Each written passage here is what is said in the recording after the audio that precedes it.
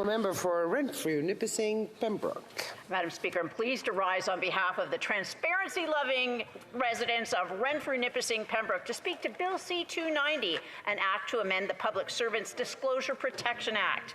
It's been fascinating to hear members from the NDP Liberal government speak to this legislation. The Public Servants Disclosure Protection Act is a direct result of Liberal protection. Whistleblower protection was a cornerstone of the Conservative Accountability Act. It was the first substantive bill introduced by the new Harper government following over a decade of Liberal corruption that reached its climax with the sponsorship scandal.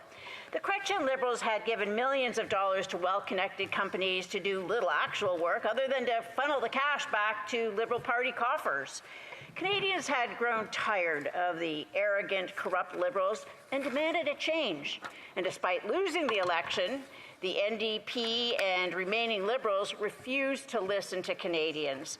That's why the Socialist Coalition voted against our Accountability Act and whistleblower protection. I saw the bow-tied banker from Ajax join with the failed punk rocker from Timmins James Bay in voting against the whistleblower protection. And as different as those two members may appear, they share the same inverted belief that people should serve the government instead of the government serving the people. Now, if Canadians had any doubt about this NDP Liberal government's contempt for whistleblowers, just look at their track record.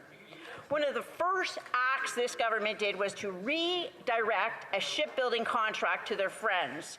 When multiple people shared that information, what did this Prime Minister do? He called Vice Admiral Norman a criminal and said the Admiral would face the courts.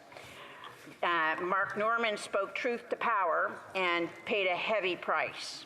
I know he thinks this Prime Minister is not worth the cost.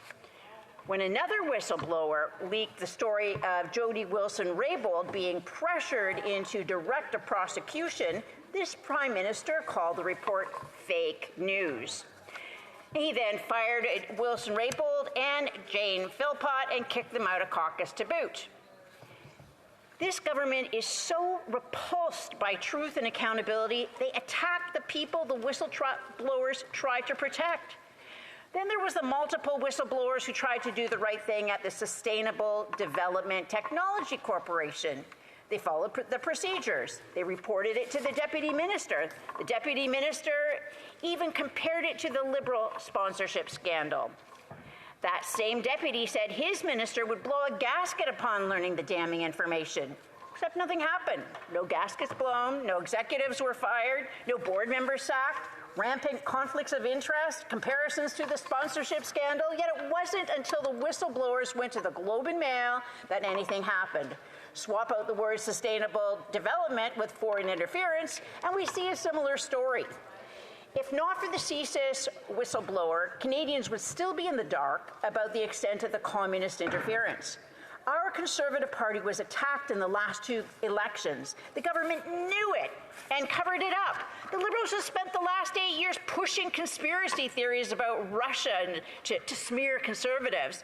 The last thing they needed were credible reports. They had received assistance from the communists who control China. If not for the CSIS whistleblower, there would not be a public inquiry into the foreign interference. Now, given the recent partisan comments by the judge and her selection of the interveners, we may still not have an actual public inquiry.